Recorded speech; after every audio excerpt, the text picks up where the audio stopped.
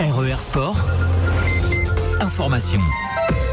Et nous retrouvons le journal présenté par Éric Michel. Bonjour. Bonjour à tous. Échec de la mobilisation des syndicats hier. Seulement 400 personnes environ ont répondu à l'appel de l'intersyndicale. Elles ont défilé du jardin de l'État à la préfecture pour réclamer le maintien de la prime COSPAR. Fin de la grève à Innovest. Après une semaine de conflit, le travail reprend lundi sans que les grévistes n'aient obtenu quoi que ce soit. Le licenciement de l'employé qui, selon la direction, aurait proféré des menaces de mort a été acté. Il défendra son dossier devant les prud'hommes et les journées de grève ne seront pas payées. Chez Citroën, 15e jour de grève dans les concessions du port, Saint-Denis, Saint-Pierre. Les salariés dénoncent une politique de répression de la direction. Hier, ces employés ont obtenu une médiation de la direction du travail. Une réunion est programmée pour lundi. Nouveau prix des carburants à compter de demain, 1er décembre. Le super baissera de 1 centime à 1,55 € le litre. Le gasoil restera inchangé à 1,23 € le litre et la bouteille de gaz augmentera en revanche de 70 centimes pour s'établir à 21,80 €. RER. Visite de la ministre chargée des personnes handicapées et de la lutte contre l'exclusion. Hier, lors de sa visite d'une unité localisée pour l'inclusion scolaire au collège Guy Môquet de Saint-Benoît, Marie-Arlette Carlotti a annoncé une enveloppe de 8 millions d'euros pour un plan autisme spécifique à La Réunion. Ce plan vise surtout à rattraper le retard en matière de prise en charge de l'autisme, comme l'augmentation des capacités des moyens, l'amélioration de l'offre médico-sociale, la formation des professionnels et les soins ambulatoires.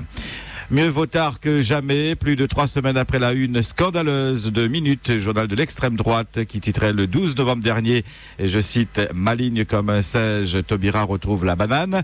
La Ligue des droits de l'homme et une trentaine d'associations appellent à un rassemblement cet après-midi à 15h30 à Champfleury pour dire stop au racisme. RER. Aux assises, Grégory Ayong, reconnu coupable de violence ayant entraîné la mort, mais est ressorti libre du tribunal. En première instance, le jeune homme avait été acquitté. Hier, les jurés n'ont pas retenu la légitime défense et ont suivi les réquisitions de l'avocat général. En avril 2011, ne supportant plus que sa mère soit importunée par un voisin, Jean-Claude de Salomon, il l'avait roué de coups. La victime a alors fait une chute, sa tête heurtant un muret. Il devait décéder un peu plus tard. Un drame qui s'était déroulé à Plategoyave, à Saint-Louis. Grégory Ayong a été condamné à 5 ans de prison, dont 1 an ferme. Une peine qui couvre la détention provisoire. Le jeune homme est donc ressorti libre du tribunal. Le corps retrouvé jeudi en bas de la falaise Petit Sable à Manapani-Saint-Joseph a été identifié. Il s'agit d'un Saint-Josephois âgé d'une 50aine d'années, dont la famille était venue signaler la disparition à la gendarmerie jeudi soir. La thèse accidentelle est privilégiée dans ce drame. Un voyageur en provenance de Paris arrêté jeudi à Gillot avec dans ses bagages 2500 cachets d'Artane pour une valeur de près de 20 000 €. Le métropolitain est actuellement en garde à vue. Démantèlement d'un trafic de Zamal dans l'Est. Après un mois d'enquête et de surveillance, les policiers ont d'abord interpellé un Saint-Andréen chez qui ils ont découvert des rouleaux de Zamal, 12 kilos de cannabis séché et 3 000 € en liquide. 2 de ses clients ont été également placés en garde à vue. Puis les policiers se sont dirigés vers Salazie où un jeune homme a été arrêté et chez lui, 16 pieds de Zamal ont été saisis. Enfin, les investigations ont mené les enquêteurs chez un Saint-Rosien, principal fournisseur du petit réseau. Il possédait 360 pieds de Zamal dans un champ. Ils devront tous bientôt s'expliquer devant le tribunal correctionnel.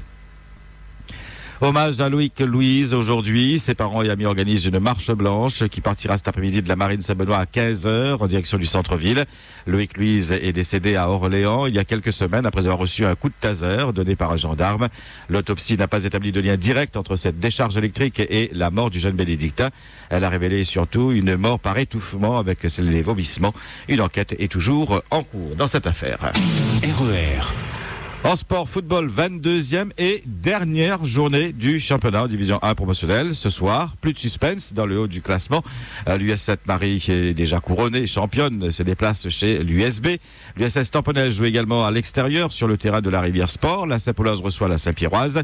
La J Petit-Île affronte la Saint-Louisienne. Le Saint-Denis FC accueille la Jeanne d'Arc. L'AS Possession reçoit l'Excelsior. Et c'est bien en bas du tableau que tous les regards seront fixés. On saura ce soir en effet qui du Saint-Denis FC, de la Possession ou de de l'USB rejoindra la Rivière Sport déjà condamnée à la relégation en division 2 régionale. Et justement, c'est sur la division 2 régionale que tous les regards, tous les projecteurs seront aussi braqués demain avec la 26e et dernière journée.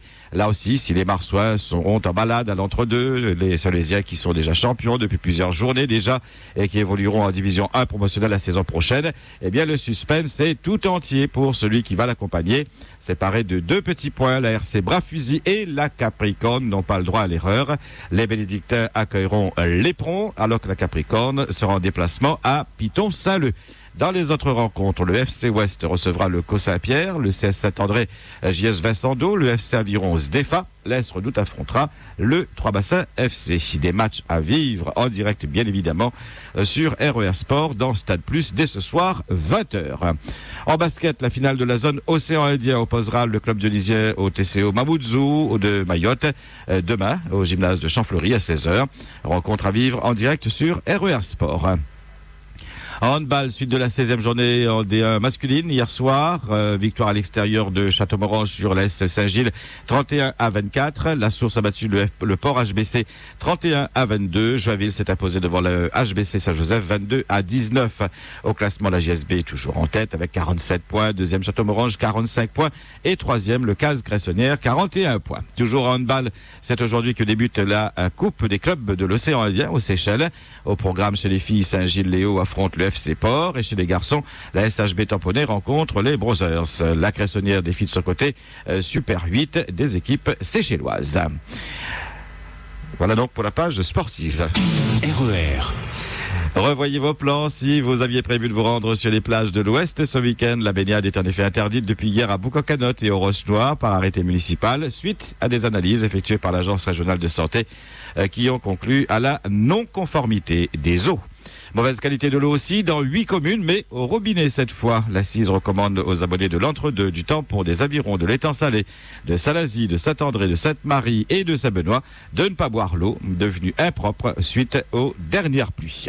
Et puis élection de Miss France samedi prochain à Dijon. Hier, les membres du jury ont été révélés. Il s'agit de Sylvie Vartan, Jean-Pierre Pernaut, Nathalie Marquet, Titoff, Élodie Frégé et Vincent Niclot.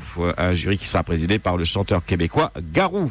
Notre représentante Vanille M. Douaoma espère bien ramener la couronne. Elles sont 32 prétendantes au titre. RER. 8h22 sur RER Sport. C'est la fin de ce 6-8 du samedi. Merci de votre attention. Bon week-end. RER Sport.